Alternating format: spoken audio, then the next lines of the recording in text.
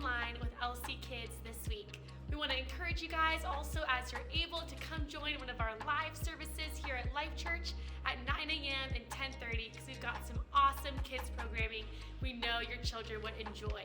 We also want to encourage you guys, as you're at home, to continue your child's discipleship through our family resources page on our website and also through downloading the Parent Q app, which has got tons of great activities that go along with our Bible lesson each week.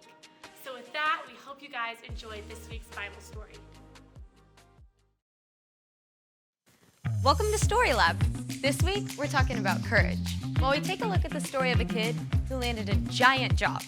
Oh, and we're also going to be doing this.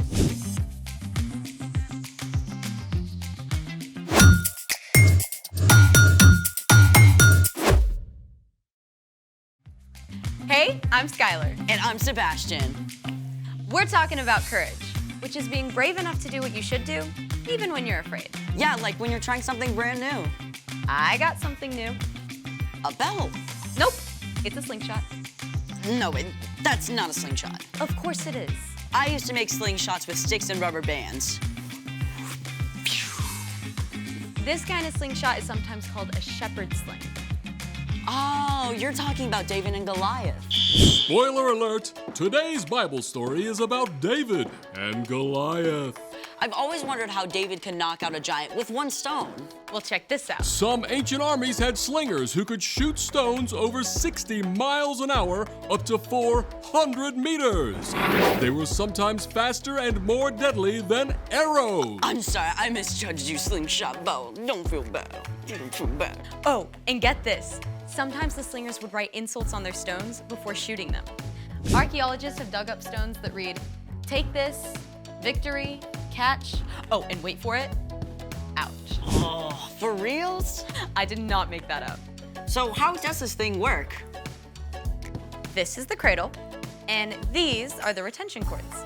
The sling acts as an extension of your arm. And when you place a stone in and spin it, the sling multiplies the force of your throw. We gotta try this out. Let's do it! Okay, you see that target? Yeah. Can you see through the guard? I can see. Okay, one of us is gonna hit that target. None of us are leaving here until one of us hits that target. We're gonna be here for a while. I'm gonna hit it. She's not gonna hit it. Okay, don't try this at home. We're in a professional story lab. True. Okay, first, you're gonna take your index finger and you're gonna put it through the loop. Okay, I got it. Got it? Okay. Then you're gonna grab onto this retention cord. Okay. Make sure you hold on tight. Then you're gonna place your stone in, and then you're gonna swing with a bunch of momentum from an underhand arc. All right.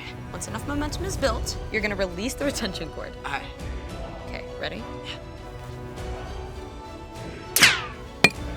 Hey, that was pretty close. Hey, let me go. You go first. Let me go first. Okay. I'm gonna try the figure eight. Or not.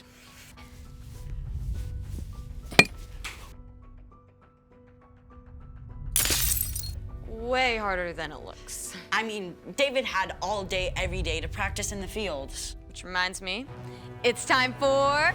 The story before the story. Today, we're in the 9th book of the Old Testament, 1 Samuel. God promised to bless the whole world through Abraham's family, the Israelites. God delivered them from slavery and led them through the desert to freedom in the land of Canaan. But the Israelites were like a yo-yo. They'd run to God and turn away from God. Run to God, turn away from God. Instead of trusting God to lead them, they begged for a king like the nations around them. And God gave them a king, Saul. But Saul turned his back on what God wanted too. Which is where our story starts. Take it away. Hey, Erica. Hey, everyone! At this time, one of the ways God spoke to the people was through a priest. The high priest Samuel had loved and listened to God since he was a young boy, and he was deeply saddened when he saw that King Saul was ignoring God. But God spoke to Samuel. I am sending you to Jesse in Bethlehem. I have chosen one of his sons to be king.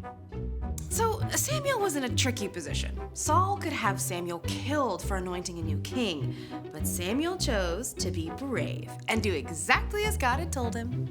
Samuel traveled to Bethlehem, where Jesse lived with his sons. The first son, Eliab, was tall and handsome and definitely looked like king material. And Samuel thought to himself, Oh, this has to be the one the Lord wants me to anoint for him. but God had something super important to say to Samuel. Do not consider how handsome or tall he is. I have not chosen him. People look at the outside of a person, but the Lord looks at what's in his heart. Jesse had 6 other sons stand right in front of Samuel, but even though they looked pretty kingly, God made it clear to Samuel. Well, God hasn't chosen them either. Are these the only sons you have? Well, my youngest son is taking care of the sheep. Well, okay, I'll send for him. So, of course, Jesse sent for his youngest son, David. And when David showed up, well, he looked and smelled like he'd been hanging out with, well, a bunch of sheep. But God was looking at David's heart instead of his haircut. He told Samuel, Get up and anoint him. This is the one. So Samuel poured oil on David's head, a special sign that God had chosen him to be the next king of Israel. Okay, now, just to be clear, David was not king yet. In fact, Saul didn't even know there was a new king waiting in the wings. He was busy leading the nation, and later trying to fight off a Philistine invasion. And the Philistines had a secret weapon, a warrior more than 9 feet tall, named Goliath. Choose one of your men. Have him come face me to decide this war. I dare you. Obviously, the Israelites were terrified! For 40 days in a row, they cowered behind the battle line as Goliath repeated his dare.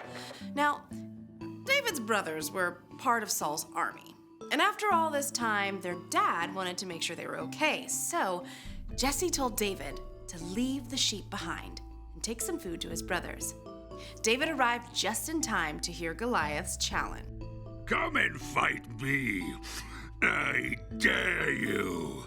Right away, David turned the men around him. He's bringing shame on Israel and trash-talking God. Someone has to fight him. Word got back to King Saul that this kid was asking about Goliath. So Saul sent for David. Don't let anyone lose hope because of this Philistine. I'll go out and fight him. You're too young. When I'm taking care of my father's sheep, sometimes a wild animal attacks. I go after it to save the sheep. I've killed a lion and a bear. God saved me from them, and he'll save me from this Philistine. Go. May the Lord be with you. At first, Saul wanted David to wear his own armor. But it was super heavy, and David wasn't used to it. So David shrugged it off and went and found 5 smooth stones from the stream instead. Come and fight me! This time, when Goliath made his challenge, David stepped forward. The warrior mocked him. Come over here. I'll feed you to the wild animals. You come against me with a sword, but I come against you in the name of the Lord. He'll give me victory over you. As Goliath moved to attack, David raced forward. He took one of those stones, fit it in his sling, and spun it with all his might. The stone sliced through the air and hit Goliath squarely on the head. Ow. The giant swayed and fell to the ground, dead. When the Philistines saw their hero was dead, they panicked and ran. The Israelites chased them until their whole army scattered. And Saul was so impressed with David, he invited him to come and live at the palace. The end. That story gives me the chills, no matter how many times I hear it. I mean, how did David have the guts to do that? Well, David had gotten in the habit of talking to God every day. and asking for God's help to protect the sheep. So when he came up against something that seemed impossible, He had practice. He was ready. so what's our part in this story? Now, I don't think any of us will meet a 9-foot-tall giant soon, but you probably are going to face something that feels big and impossible. Maybe someone you know is sick. You're super nervous about visiting them, but you can encourage them and show them God's love, even when things feel dark.